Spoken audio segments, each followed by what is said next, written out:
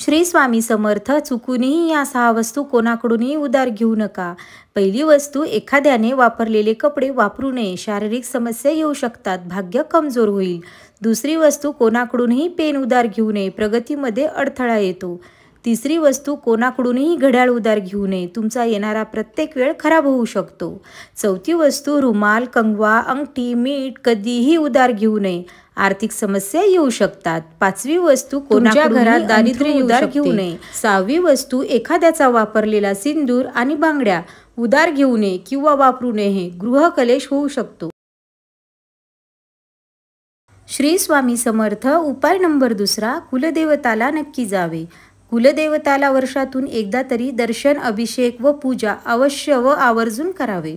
असे केल्याने आपल्या प्रगतीच्या मार्गातील अडथळे आपोआप कमी होण्यास मदत होते. कुलदेवताच्या आशीर्वादाने आपले कष्ट व प्रयत्नांना चांगले परिणाम येऊन आपली सर्वांगीण प्रगती होण्यास मदत होते. श्री स्वामी समर्थ. उपाय नंबर 3, घरातील वातावरण प्रसन्न राहण्यासाठी काही प्रभावी उपाय. महिन्यातून एक वेळेस कापूर पाण्यामध्ये टाकून उकळावे आणि या पाण्याने घर, दुकान पुसावे. यामुळे नकारात्मक ऊर्जा नष्ट होईल व पैसा येण्याचा मार्ग मोकळा होईल. मुख्य दरवाजाच्या डावीकडे नित्यनेमाने दिवा लावावा. घरामध्ये बंद घड्याळ ठेवू नका, ते दुरुस्त करा. स्वयंपाक करताना तोंड दक्षिण दिशेला नसावे. घरामध्ये सकाळ संध्याकाळ धूप, दीप, अगरबत्ती लावावी. घरामध्ये तुळस असावी. श्री स्वामी समर्थ. उपाय नंबर 4, घरातील फरशी कधी पुसणे योग्य मानले जाते व का? आपण आपल्या घरातील फरशी दिवसभरात वेळ मिळेल तेव्हा पुसत असतो, परंतु फरशी ही नेहमी सकाळीच पुसावी हे अत्यंत शुभ मानले जाते. दुपारी 12 वाजल्यानंतर किंवा संध्याकाळच्या वेळी चुकूनही फरशी पुसू नये. सकाळी लवकर जर आपण घर पुसून घेतले तर घरातील काही नकारात्मक ऊर्जा जमा झालेली ती निघून जाते. ती घरातून फरशी पुसल्यामुळे बाहेर जाते. आपल्याला देखील प्रसन्न वाटेल आणि घर शुद्ध आणि सकारात्मक होईल. श्री स्वामी समर्थ. उपाय नंबर 5, स्वयंपाक करताना जर आपण रागात स्वयंपाक केला असेल तर त्यात सात्विक अन्न म्हणत नाहीत. म्हणून स्वयंपाक करणाऱ्यांनी यांनी कधीही रागात, उदास, नाराज होऊन स्वयंपाक करू नये. अन्न शिजवू नये. तसेच कधीही स्वयंपाक करताना आईला, बहिणीला, पत्नीला, जे कोणी स्वयंपाक करत असतील त्यांना ओरडू, रागावू नये.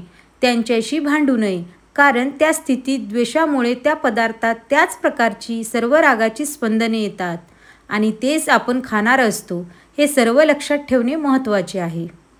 श्री स्वामी समर्थ. उपाय नंबर 6, जेवण करण्याचे नियम. दोन्ही हात, दोन्ही पाय आणि तोंड धुतो. हे 5 अवयव स्वच्छ धुवून जेवण करतो तो दीर्घायुष्य होत असतो. ओल्या पायाने खाल्ल्याने दीर्घायुष्य वाढते. हसताना, रडताना, बोलताना, इच्छा नसताना, सूर्यग्रहण किंवा चंद्रग्रहणाच्या वेळी अन्न खाऊ नये. बेडवर बसून मांडीवर ठेवून किंवा अंधारात अन्न खाऊ नये. श्री स्वामी समर्थ. उपाय नंबर 7, हे चमत्कारिक उपाय तुम्हाला मालामाल करून टाकतील.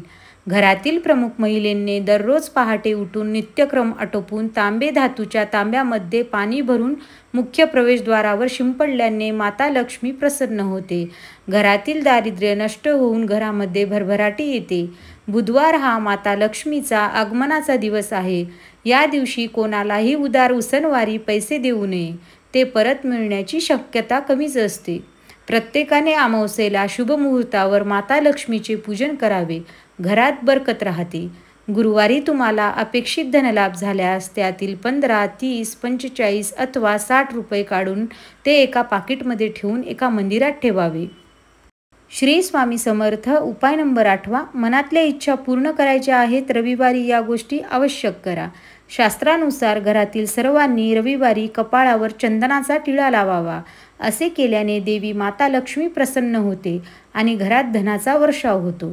रविवारी सूर्यास्तानंतर पिंपळाच्या झाडावर 4 तोंडी दिवा लावणे शुभ मानले जाते. असे केल्याने संपत्ती वाढते आणि संकटे संपतात. पिठाचे गोळे करून रविवारी माशांना पिठाच्या गोळ्या खायला दिल्यास आयुष्यात कधीही पैशाची कमतरता भासत नाही. हे सर्व छोटे छोटे उपाय नक्की करून बघा. यामुळे मोठे मोठे आयुष्यामध्ये बदल घडून येतात.